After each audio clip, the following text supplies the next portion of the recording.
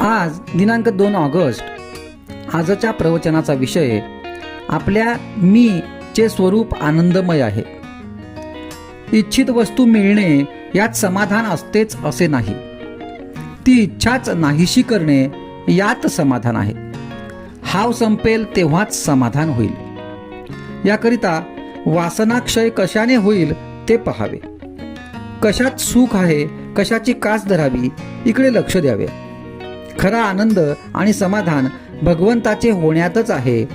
भगवंता तुझ्या वाचून माझे कोणी नाही हे ज्या दिवशी मनाने पक्के ठरेल त्याच दिवशी समाधान मिळेल.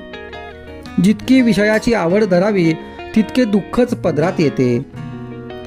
विषय सुख न मागताही येते, परंतु जे परमार्थाच्या आड येणार आहे ते मागत कशाला राहायचे. माझ्या मागे राम आहे म्हटले म्हणजे प्रपंचातल्या विषयात जरी राहिलो तरी भिण्याचे कारण नाही. भगवंताचा आधार कायम ठेवला की मग विषयांची नाही भीती वाटत. नेहमी अनुसंधानात राहिले म्हणजे मग सावधच राहिल्यासारखे आहे.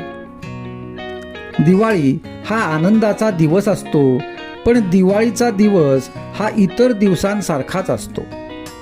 इतकेच नव्हे तर आदल्या दिवसाची परिस्थिती, संकटे आणि अडचणी त्या दिवशीही कायम असतात. याचा अर्थ असा की परिस्थितीत बदल होत नाही.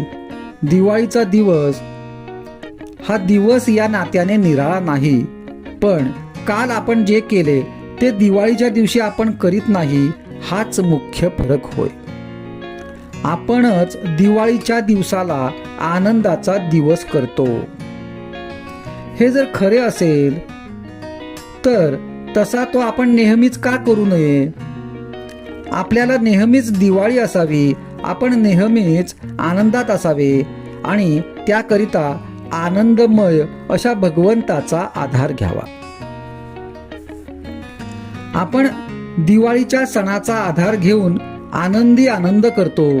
मग आनंद जो निर्माण करतो त्या भगवंताच्याच आश्रयाला नेहमी का न जावे. भगवंताचा आनंद हा फार बलवत्तर आहे. तो एकदा मिळाल्यावर प्रपंचातल्या लाभहानीचे महत्त्व वाटत नाही. भगवंताचे स्वरूपच मुळी आनंदमय आहे.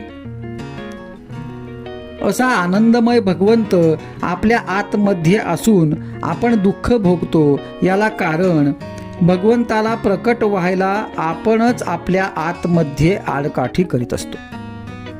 आपल्या आतमध्ये भगवंत तर आहेच, पण त्याचबरोबर मी सुद्धा आहे.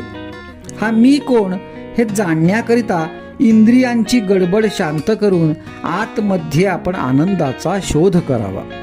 म्हणजे आपल्याला या मीचे स्वरूपही आनंदमय असल्याचे प्रत्ययाला येईल. अशी परमात्म्याची ओळख करून घेणे ही खरी जीवनाची सुरुवात आहे आणि परमात्म्यात विलीन होणे हेच जीवनाचे सर्वस्व होय. आजचा सुविचार. ज्याचा आनंद टिकेल त्याला नित्य दिवाळी आहे.